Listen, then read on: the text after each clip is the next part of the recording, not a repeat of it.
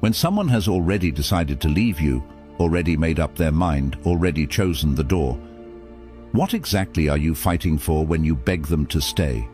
Think about that. You're not fighting to be wanted, because someone who wants you doesn't choose to leave. You're fighting to convince a person who's already decided against you to override their own choice for your sake. And even if you somehow win that fight, what have you actually won? Here is the truth that the Stoic mind understands, and that almost no one has the strength to live by. When someone chooses to leave, the most powerful thing you can do is not block the door, it's hold it open. Don't beg, don't cling, don't stand in the doorway pleading. Hold the door, let them walk through it with grace, and keep every ounce of your dignity intact. I know that sounds almost impossible when your heart is breaking, but by the end of this video, you'll understand why holding the door is not weakness or surrender. It's the single most self-respecting, powerful, and ultimately freeing thing a man can do when someone decides to go. Today, I'm going to show you exactly why you hold the door, what it reveals about your worth, and how this one act of grace changes everything about who you become. But before we begin, if someone has chosen to walk away from you, do this one thing for yourself right now. Like this video, subscribe to the channel, and turn on the notification bell, because that's how you become a Stoic soldier, a man who shows up for his own dignity every single day and never misses the lesson when he needs it most. And down in the comments, type 4 words and mean them. I hold the door. Say it before you've even finished watching, because the words you claim today become the strength you stand on tomorrow. Now, let's begin. Number 1. The instinct to block the door. Let's start with the instinct you're fighting, because you can't rise above something you don't first understand. When someone you love chooses to leave, your very first impulse is to block the door, to stand in the way, to do whatever it takes to stop them from walking out. Plead, promise, negotiate, grab on.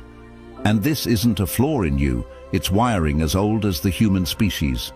For most of history, the loss of a close bond meant genuine danger, so your nervous system is built to treat someone leaving as a threat to your survival, flooding you with panic and an overwhelming urge to prevent the loss at any cost. That's why, in the moment, blocking the door doesn't feel like a choice. It feels like an emergency. Every instinct screams move, stop them, do something before it's too late. And in that panicked state, men do things they'd never do with a clear head. They beg. They make desperate promises. They abandon their dignity entirely, standing in the doorway pleading with someone to please not go. And here's the cruel irony. That very desperation, that frantic blocking of the door, almost always pushes the person further toward the exit, because nothing repels like the energy of someone clinging in fear. So the first thing you have to understand is that this instinct to block the door is not wisdom. It's an alarm. It tells you that you're feeling something intensely. It does not tell you that blocking the door is the right thing to do, or that it will even work. And this is where the Stoic mind separates itself from the crowd. The Stoics taught that between the impulse and the action, there is a space, and in that space lives all of your freedom. Most men never find that space because the alarm is so loud that they react before they think, lunging to block the door on pure instinct. But you're going to find it. When someone chooses to leave and everything in you screams to block their way, you're going to recognize that scream for what it is, an ancient survival alarm firing in a situation that is not actually a threat to your survival. You will not die because someone chose to leave. You will hurt deeply, but you will not die, and you will not be destroyed. And the moment you can see the panic clearly instead of being swept away by it, you get to make a different choice than the one the alarm is demanding. You get to step back from the doorway, you get to stop blocking, and you get to do the thing almost no one has the strength to do. Not just let them pass, but hold the door open for them, with a composure that proves the alarm never owned you in the first place. Number 2. Why holding the door is power. So let's talk about what holding the door actually means, because the gesture is everything, and I want to make sure you understand it in the right spirit. To hold the door is to take the very doorway you instinctively wanted to block, and instead of standing in it pleading, you step aside, you open it wide, and with calm and grace, you let the person who chose to leave walk through it freely.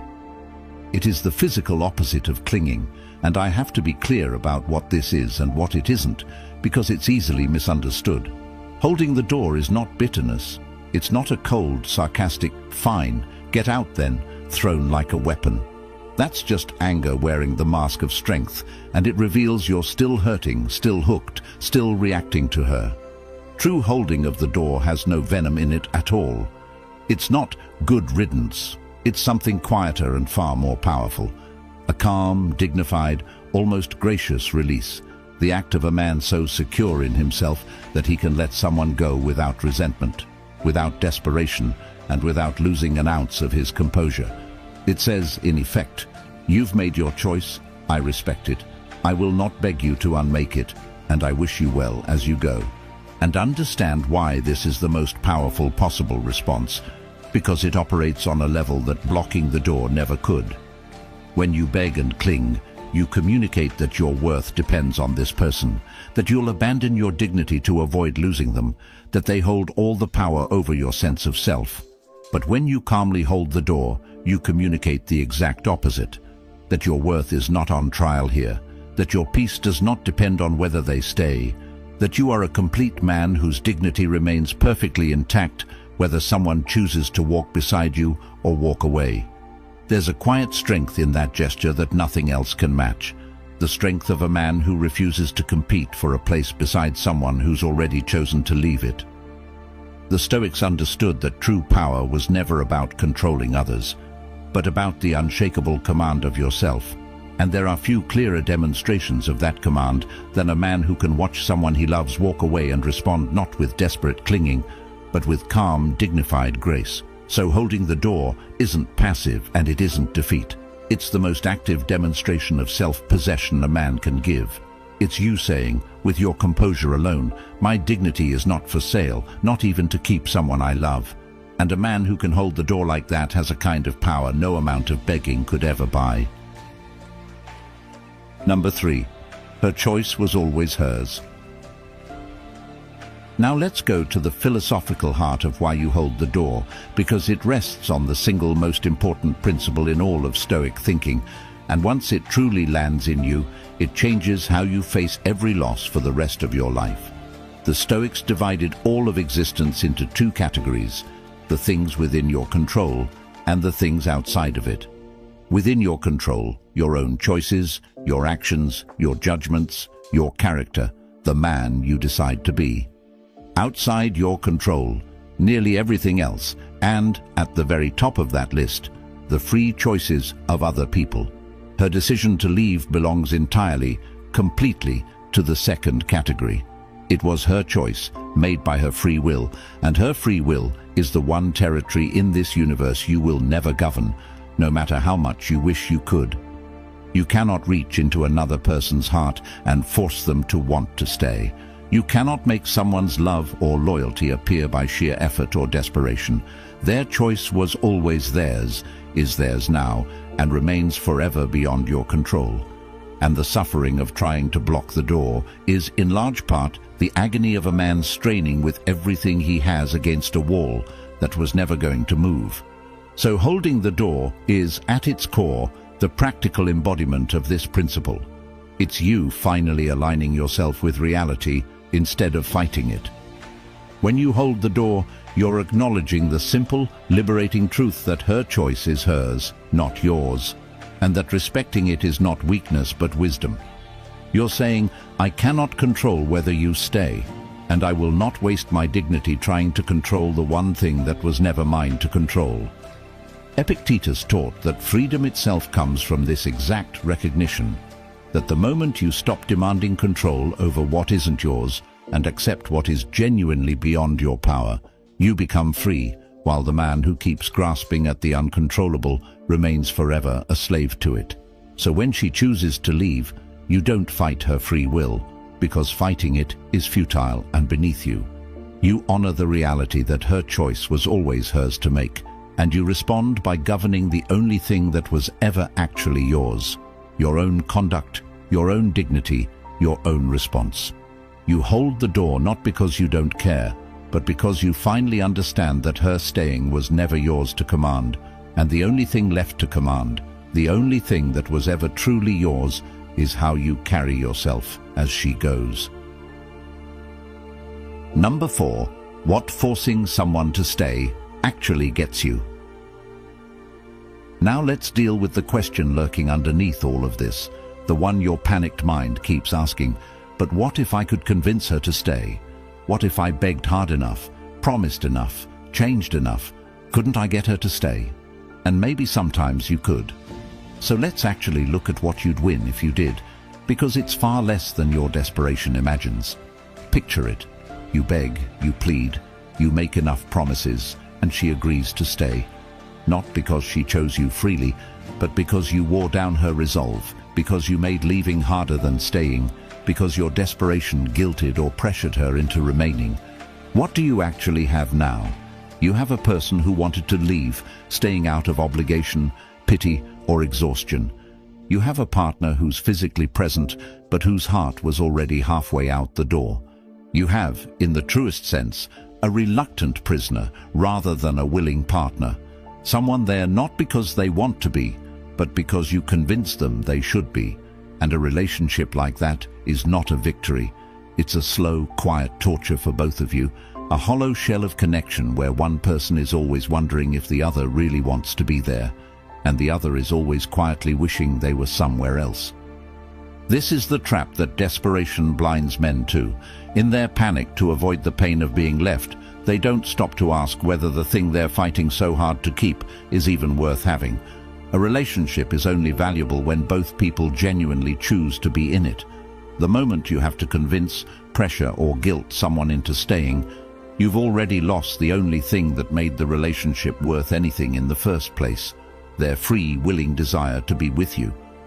The Stoics understood that we often desperately chase things that, examined clearly, we wouldn't actually want if we got them.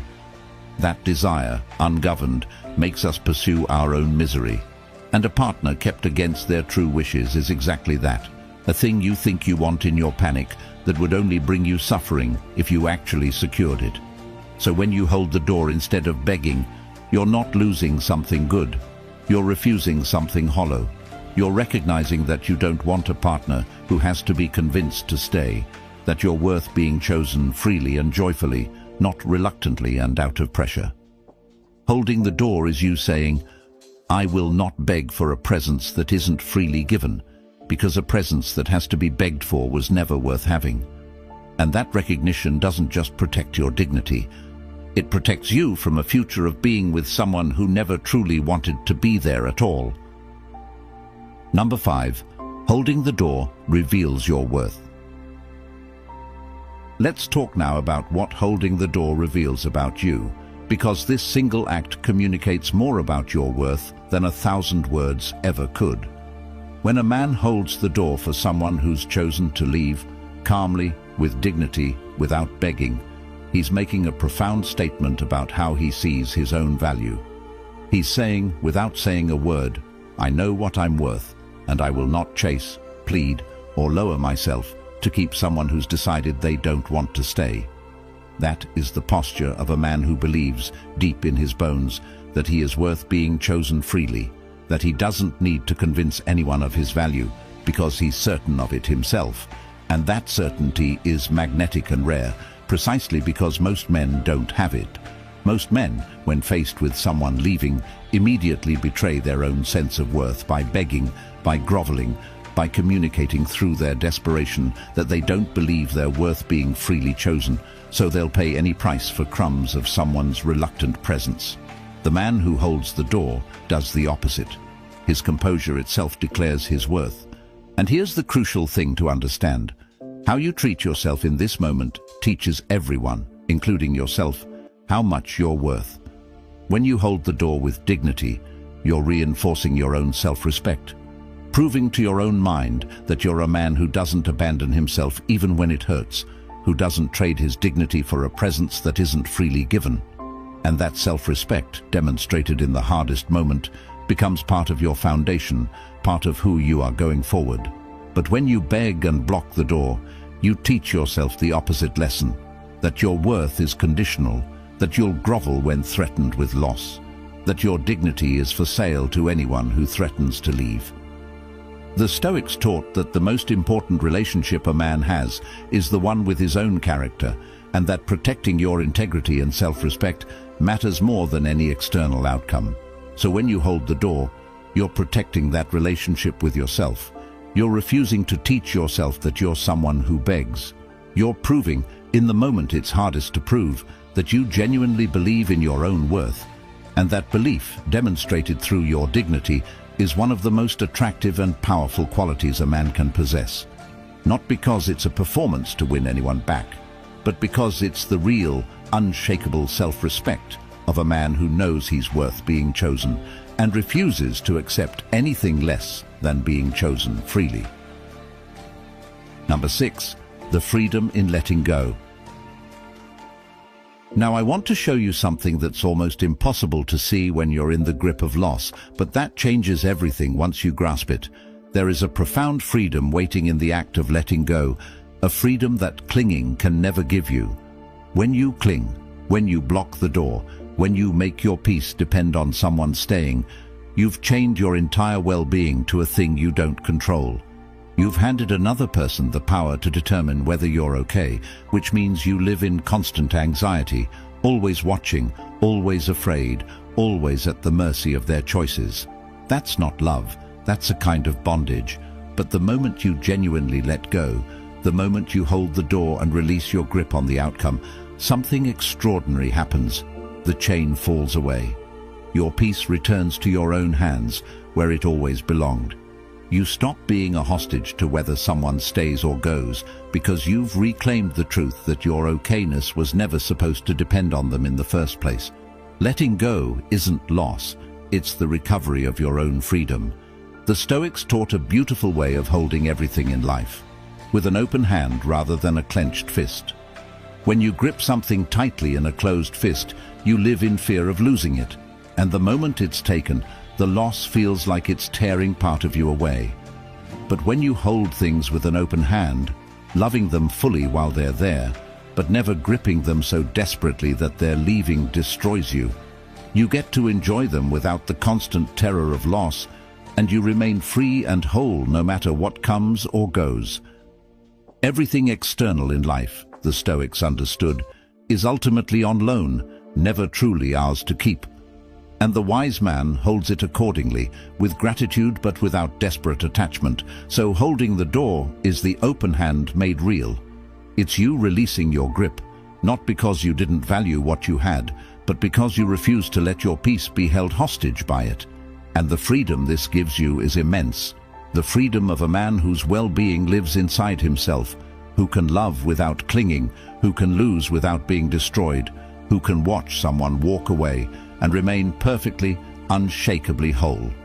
That freedom is worth more than any relationship you could cling your way into keeping. And it's available the instant you stop gripping the door and simply, finally, let go. Number 7. The right one never needs the door. Held. Here's a truth that will reframe this entire situation, and once you really absorb it, the pain of holding the door starts to transform into something closer to clarity. The right person for you will never walk toward that door in the first place. Think about what it actually means that someone chose to leave. It means that, when it came down to it, staying with you was not what they wanted. And as much as that hurts, sit with what it reveals. This was not the person meant to build a lasting life with you, because the person meant to build a lasting life with you does not choose to walk away from it. The one who's truly right for you isn't looking for the exit, isn't weighing whether to stay, isn't someone you have to convince or beg or hold the door open for. They want to be there, freely and fully, choosing you the same way you'd choose them. So when someone chooses to leave, painful as it is, they're giving you a piece of information you absolutely needed, that they were not the one. And holding the door, rather than blocking it, is you accepting that information with grace instead of fighting against a truth that was only ever going to free you. This is why holding the door is ultimately an act of faith as much as dignity. Faith that what is truly meant for you will not need to be begged to stay, and that what leaves was clearing the way for what won't. The Stoics trusted in a kind of order to things, a sense that what happens, even the painful losses, often serves a purpose we can't yet see. That doors close so the right ones can open. And there's a deep practical wisdom in this, beyond any philosophy. Every moment you spend clinging to someone who wants to leave is a moment you're not available for someone who would choose to stay. By blocking the door, by pouring yourself into keeping someone who's already halfway gone, you keep yourself trapped in the wrong relationship and unavailable for the right one. But by holding the door and letting the wrong person go freely, you open yourself to the possibility of someone who will never want to leave. So when she chooses the door, you hold it open, not just out of dignity, but out of the quiet faith that her leaving is making room for someone who was always going to stay. The right one never needs the door held. And the fact that this person did is simply the universe showing you, as clearly as it could, that they were never the one you were waiting for. Number 8, you hold the door for your own sake. Now I have to make something absolutely clear, because it's the difference between this working and this becoming just another subtle trap. You do not hold the door as a strategy. You don't do it as a clever reverse psychology move, secretly hoping that your calm composure will shock her, make her realize what she's losing, and come running back through the door you so coolly held open. The moment that becomes your hidden motive, you're not really holding the door at all. You're still blocking it, just in a more sophisticated, disguised way, still oriented entirely around her reaction, still making your peace depend on whether your strategy works. And she'll feel it, because performed indifference always carries the faint scent of the neediness underneath it. So let's be clear about the real reason you hold the door. You do it for yourself. You do it because it's who you are, because it's the dignified thing to do, because your self-respect demands it, completely regardless of how she responds or whether she ever looks back. This is the heart of it. You hold the door for your own sake, to protect your dignity, to honor your self-respect, to avoid becoming a man who begs and clings and abandons himself. Whether she's moved by it, whether she comes back, whether she even notices, none of that is the point, and none of it can be allowed to be the point, or the whole thing collapses back into the desperate clinging you're trying to rise above. The Stoics taught that you should do the right thing because it's right, and release all attachment to the result, that virtue is its own reward, and a good act done for the sake of manipulating an outcome isn't really virtue at all. So you hold the door because that's the man you've decided to be, a man of dignity, a man who respects himself, a man who refuses to chase what's leaving, a man whose composure is real and not a performance. And here's the quiet paradox, the same one that runs through all of this. It's precisely when you genuinely stop caring whether holding the door brings her back, when you do it purely for your own dignity, fully detached from her response, that you become the most powerful, the most grounded, and yes, the most attractive version of yourself. But you can never do it for that reason. You do it because it's who you are, and the freedom of doing it for yourself, with no strings attached to her reaction, is the whole point. The door is held for you, by you, because of who you've chosen to become. And that is the only reason that ever actually works. Number 9, who walks toward you next? Let me show you what becomes possible once you've held that door and let her walk through it, because there's a future waiting on the other side that you simply cannot access while you're still standing in the doorway, clinging to what's leaving. When you hold the door and genuinely let go, you create something you didn't have before: space, an opening, room. As long as you were pouring yourself into someone who'd chosen to leave, you were occupied, unavailable, your heart and your energy tied up in a relationship that was already ending. But the moment you release it, all of that comes back to you, your energy, your attention, your open heart, and a space appears in your life that something new can finally enter. That space her exit creates is not just an empty wound. It's room. Room for growth you couldn't pursue while you were clinging. Room for a deeper relationship with yourself, built in the solitude her leaving gives you.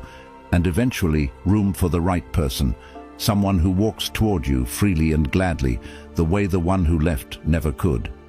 But here's the most important part, the part that determines whether that space fills with something beautiful or just with more pain. How you spend the time after you hold the door. You don't fill the space by immediately scrambling to find a replacement, because that just hands your worth to a new person and restarts the whole cycle of needing someone to complete you. You fill it by becoming whole on your own first. You pour the energy you reclaimed into yourself, your purpose, your growth, your body, your mind, your character. You become a man so complete, so grounded, so genuinely at peace with himself that he no longer needs anyone to fill the space. And from that fullness, you'll eventually attract someone entirely different from the one who left. The Stoics understood that a man who masters himself and builds his own inner fullness draws different things to himself than a man operating from emptiness and need. So hold the door, let her go, and then turn toward yourself. Build the man who would never have to beg anyone to stay, and trust that when you've become that man, the right person, the one who walks toward you and never toward the exit, will find a man already whole, already at peace, already complete, who gets to choose them from fullness rather than cling to them from fear. That's who walks through the door toward you next. But first, always first, you become him. Number 10, the final word. So let's bring it all the way home. She chose to leave. And by now you understand that the most powerful thing you can do is not block that door, but hold it open with grace. You learned that the instinct to cling is just an ancient alarm, not wisdom, and that you can step back from it. You saw that holding the door isn't bitterness or defeat, but the quiet, devastating dignity of a man secure in his own worth. You accepted that her choice was always hers, never yours to control, and that fighting it was only ever the agony of straining against a wall that wouldn't move. You realized that forcing someone to stay wins you a prisoner, not a partner, that a presence begged for was never worth having. You discovered the freedom that lives in the open hand, and the clarity in knowing the right one never walks toward the exit. And above all, you understood that you hold the door for your own sake, for your dignity, your self-respect, the man you've chosen to become, never as a strategy to make her return.